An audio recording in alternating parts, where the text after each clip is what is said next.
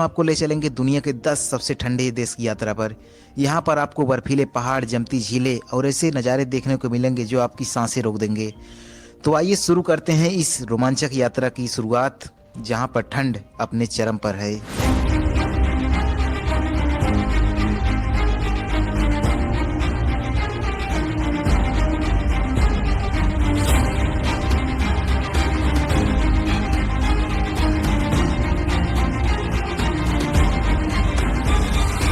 इस श्रेणी में पहले स्थान पर आता है रूस। दुनिया का सबसे बड़ा देश रूस अपनी खूबसूरत बर्फीली जगहों और कठोर सर्दियों के लिए जाना जाता है।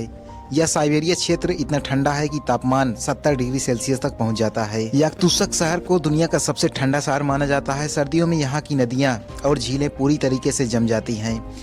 यहाँ का मुख्य आकर्षण है बर्फ से ढके जंगल, बैकाल झील, जो कि दुनिया की सबसे गहरी झील है। इस श्रेणी में दूसरे स्थान पर आता है कनाडा। कनाडा अपनी ठंड और बर्फीली सुंदरता के लिए मशहूर है। यहाँ का यूकोन और नॉर्थ वेस्ट जैसे क्षेत्र सबसे ठंडे हैं। सर्दियों में यहाँ का तापमान -50 डिग्री सेल्सियस तक पहुँच जाता है। यहाँ का मुख्य आकर्षण नॉर्दर्न लाइट्स और बर्फ से ढके पहाड़ हैं। इस श्रेणी में तीसरे स्थान पर आता है ग्रीनलैंड।